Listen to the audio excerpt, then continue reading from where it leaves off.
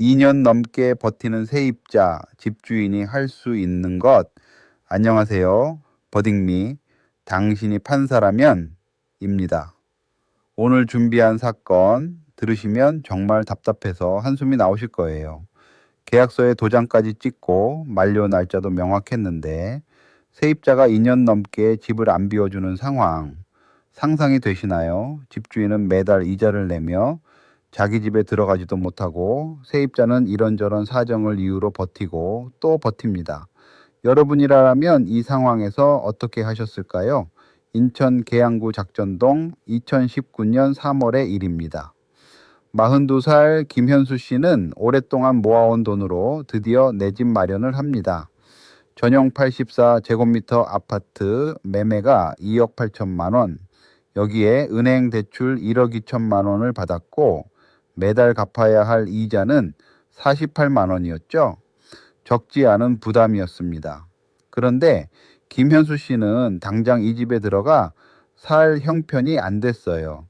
그래서 2019년 5월 15일 38살 이정민 씨에게 보증금 2억 원의 2년 계약으로 전세를 내줍니다.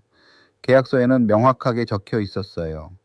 만료일 2021년 5월 14일, 그리고 계약 종료 시 즉시 명도한다는 특약까지요. 2년이 흘렀습니다.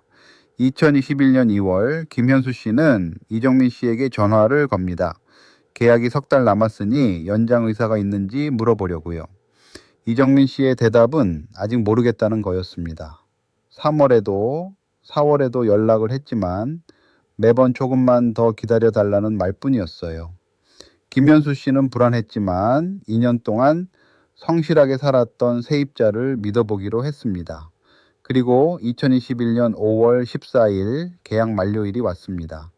이정민 씨는 집을 비우지 않았어요. 사흘 뒤 김현수 씨는 내용 증명을 보냅니다. 5월 말까지는 비워달라고요. 그런데 이정민 씨는 전화로 이렇게 말합니다. 아이 학교 때문에 당장은 어렵고 8월까지만 더 있으면 안 되겠냐고요. 김현수 씨는 마음이 흔들렸습니다. 아이 교육 문제라는 말이 마음에 걸렸거든요. 결국 8월까지만이라는 다짐을 받고 기다리기로 합니다. 8월이 됐습니다. 이정민 씨는 여전히 그 집에 살고 있었어요. 다시 내용 증명, 다시 기다림. 이번엔 10월 중순에 장음이 있다면서 그때까지만 기다려달라고 했습니다. 한 달만 더 참아보자는 마음으로 기다렸지만 10월이 지나고 11월이 지나도 이정민 씨는 움직이지 않았습니다. 2021년 12월 23일 김현수 씨는 결국 변호사를 선임하고 건물 명도 소송, 즉 집을 돌려달라는 소송을 제기합니다. 이미 계약 만료 후 222일이 지난 시점이었어요. 그는 집을 돌려달라는 청구와 함께 계약 만료 후부터의 월 80만 원 상당의 불법 점유 이득 반환, 그리고 정신적 피해에 대한 위자료 500만 원도 함께 청구했습니다. 자, 이 사건의 핵심은 바로 이겁니다. 계약이 끝난 뒤에도 세입자가 계속 집에 살고 있다면 그 기간 동안의 손해를 누가 얼마나 부담해야 하느냐는 거예요. 그리고 세입자가 보증금을 못 받았다는 이유로 명도를 거부할 수 있는지도 핵심 쟁점입니다. 이건 단순히 이 두 사람만의 문제가 아니에요. 전국의 전세 계약을 맺은 집주인과 세입자 모두에게 해당하는 문제거든요. 내 집인데 내 마음대로 들어가지 못하는 상황, 생각보다 훨씬 가까이 있습니다. 먼저 김현수 씨 입장을 들어볼게요. 그는 계약서에 만료일과 즉시 명도 특약까지 명시했습니다. 법적으로 완벽하게 준비한 거예요. 계약이 끝난 뒤에도 이정민 씨의 사정을 배려하며 무려 여러 달을 기다렸습니다. 그 인내심 있는 기다림 동안 그는 매달 은행에 48만 원씩 이자를 냈고 자기 집에 들어가지 못한 채 다른 곳에서 전세 생활을 이어가야 했어요. 계약 만료 후 815일, 그러니까 2년 2개월이 넘는 시간 동안 이자만 2,300만 원 이상을 낸 겁니다. 누가 봐도 억울한 상황이죠. 반면 이정민 씨의 입장도 마냥 무시하기가 어렵습니다. 전세가가 폭등한 시기였거든요. 2억 원짜리 전세에 살다가 나가려니 비슷한 조건의 집을 구하기가 정말 어려웠을 거예요.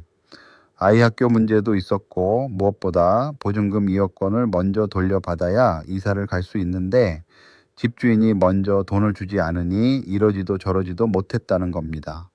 고의로 버틴 게 아니라 경제적 현실이 그렇게 만들었다고 항변했습니다. 여러분은 어느 쪽 손을 들어주시겠습니까? 지금 블로그에서 직접 투표해 보실 수 있습니다.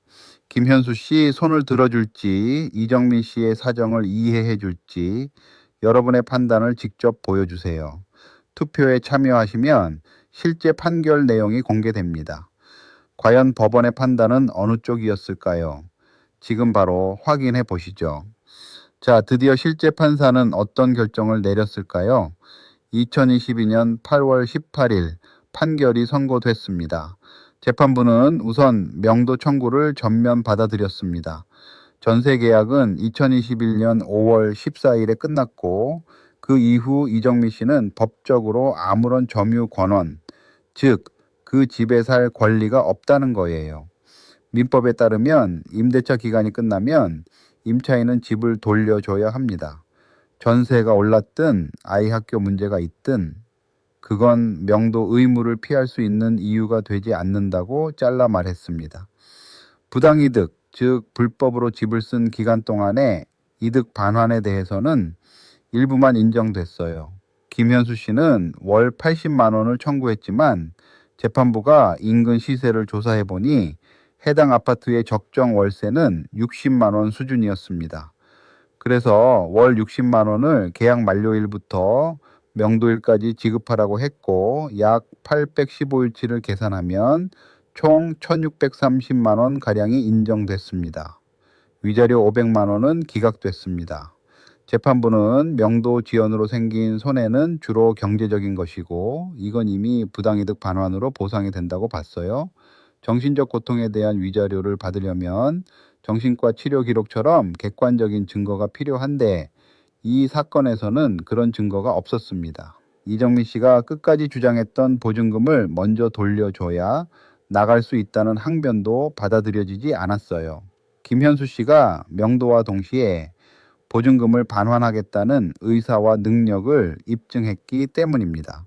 보증금 반환과 명도는 동시에 이루어지면 되는 거지 한쪽이 먼저 해줘야 할 의무는 없다는 거죠.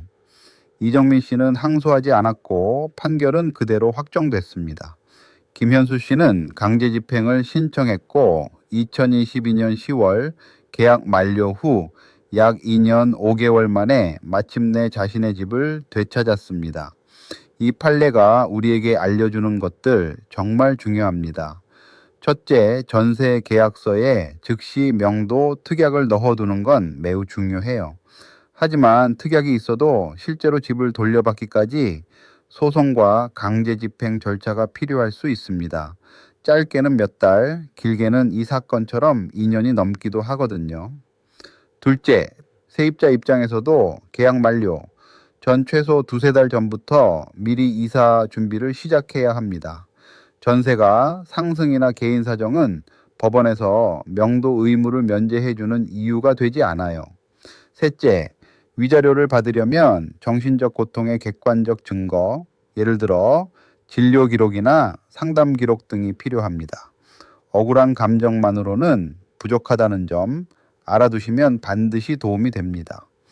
넷째, 계속 기다리고 배려하다 보면 오히려 법적으로 불리한 상황이 길어질 수 있어요. 계약 만료 후에는 빠르게 내용 증명을 보내고 법적 절차를 시작하는 게 결국 양측 모두를 위한 길입니다. 당신이라면 어떤 판결을 내리셨을까요? 위자료까지 모두 인정해 주셨을 것 같으신가요? 아니면 재판부처럼 경제적 손해만 인정하셨을까요? 버딩미는 매주 여러분이 직접 판사가 되어 볼 수 있는 실제 판례를 가져옵니다. 주변에 비슷한 상황으로 고민하는 분이 계신다면 이 에피소드를 꼭 공유해 주세요. 구독도 잊지 마시고요. 다음 판례에서 만나요.